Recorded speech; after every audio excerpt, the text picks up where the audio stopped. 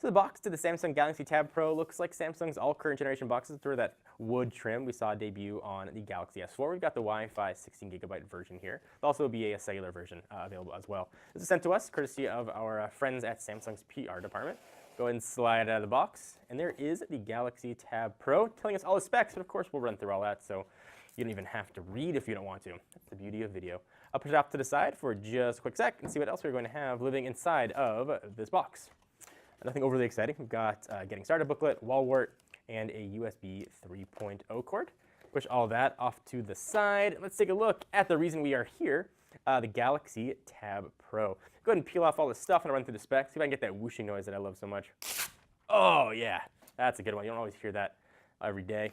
Slide that off. We do a little power on. So you got something fun to look at, and I'll run you through all the specs that we've got here on the Galaxy Tab Pro. That was perfect timing. The SMT320 model here.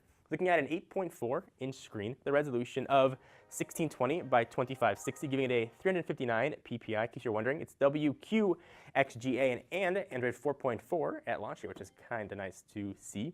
Being powered by a 2.3 GHz Qualcomm Snapdragon 800, so quad-core, 2 gigs of RAM on here. Available in 16 or 32 gig configurations, but don't worry too much about that. You got a micro SD card slot there, up to 64 gigs if you want. Got an 8-megapixel camera living there on the back, and a 2-megapixel one on the front. 802.11 ABG and an AC, and a pretty nice size 4800 milliamp hour battery, but no NFC here as well. The buttons, as opposed to what we saw on the Galaxy Note Pro, they are capacitor buttons, but they're the same buttons. You got a multitasking button here, it gives you the option to close all or open your task manager. You can swipe up to close. A physical clicky home button and your back button. On the left-hand side, that's where your micro SD card slot's going to live. On the right-hand side, there's where your IR port is, volume up and down, and a power button. It's just like a big phone, which is probably going to be the same size as like the Galaxy Note, like 5, I'd wager. A 3.5mm headset jack right there on top. This does have sort of that faux leather feel that we saw on the Galaxy Note, and it feels almost exactly the same as what we saw on the Galaxy Note here. Although I don't believe the back is at all removable, so you're going to be out of luck for that. On the bottom, dual speakers, and there is a looks like a charge and sync cable. It's micro USB, not USB 3.0, like I initially thought when I did the cable unboxings. So taking a look at the UI here, it's a little bit redone. You've got static on the bottom left and right. Google searches I really like is always there. And the apps are kind of hidden down the bottom right, so you don't have to worry about it taking up a space here on your icons. Go ahead and dig in. You can see everything that you've got here. YouTube pre-installed, Flipboard, Netflix, email, contacts, all the other Samsung stuff you'd expect. A big difference here between, if you're wondering what the difference between the Galaxy Tab and the new Galaxy Note line of tablets is, no stylus here on this guy is really the big one. The Galaxy Note Pro has 3 gigs of RAM. This one has 2. Probably nothing really going to notice, but that is the big difference in case you were wondering. Let's go ahead and jump into settings and see what we are working with. Android 4.4 again at launch. You can see how they broke it up to connections, device controls, and general.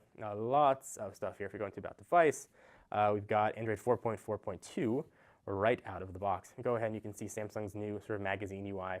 And as you do that, you still have the app drawer that stays static in the bottom right, which I do like as well. If you go ahead and pull down, you can see Samsung's new sort of circular, more flat-looking icons.